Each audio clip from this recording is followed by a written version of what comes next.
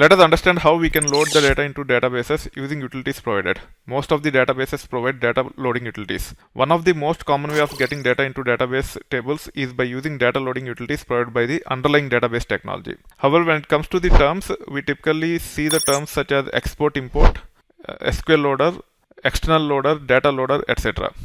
When it comes to migrating data from one type of database to another type of database, one of the common approach is we extract the data from one database in the form of CSV files or delimited files, copy those files into the target database, and load into the tables in the target database using the database specific utility. For example, if I want to migrate data from MySQL to Postgres, I can extract the data in MySQL tables into some delimited files, copy those files into the Postgres, and use some Postgres specific data loader to load the data into the table.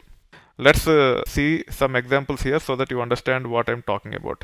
We can load delimited files into databases using these utilities, which are provided by the underlying database technologies.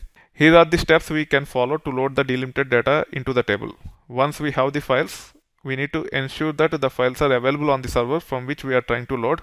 The reason why most of the databases force you to copy the files onto the server is multifold. One is security.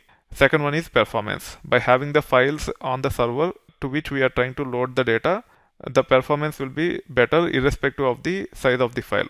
If you have a 10 GB file and if you are trying to load from a remote machine, it might be slow compared to copying the file into the database server and then using the utilities on the server directly to load data into the table. That's why most of the databases force you to copy the files into the database server to leverage the utilities to get the data into the target tables.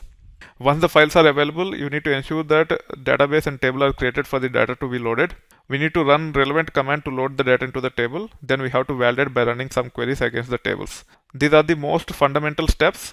However, depending upon the size of the database, number of tables, the constraints that are there on the tables, the sequences that are used on top of the tables, the steps will become a bit complicated. We'll get into those strategies at a later point in time once we understand some of the core concepts with respect to the databases. For now, as we are getting into learning Postgres, we will just understand how to load the data quickly in case if we have to load, and then we will take it further. Let us see a demo by loading a sample file into the table in Postgres database. To load the data into a Postgres table from a file, we can use copy command using psql. We need to ensure that the database is created along with the user with right permissions. Also, the user who wanted to use copy command need to have this role assigned. If this role is not assigned, then the user will not be able to leverage copy command to load data from files into the database tables.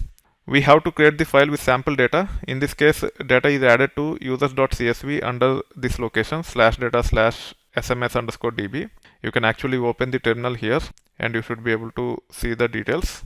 So let me run ls-ltr data sms_db. So if you are using our environment for practice, the file is already available here. You don't need to copy the file or you don't need to create a file with the data. That being said, if you want to have your own database and take care of these steps using Docker, I will demonstrate how to copy the files into the tables as part of the next topic. For now, I am assuming that you have the database and users pre-created along with the permissions, and use copy command to copy the files or data in the files into the table.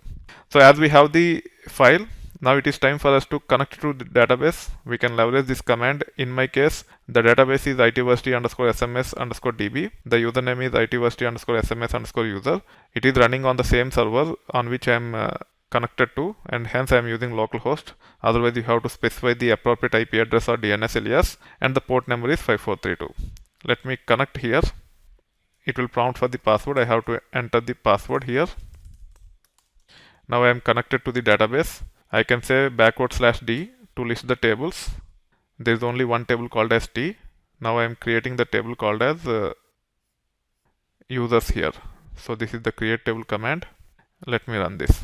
Now if you compare the table structure with the data, the table have 9 columns. User ID, which is of type serial, then first name, last name, email ID, email validated, password, user role, is active, created date, etc. But when it comes to the data, it have only 5 columns: first name, last name, email ID, user role, created date.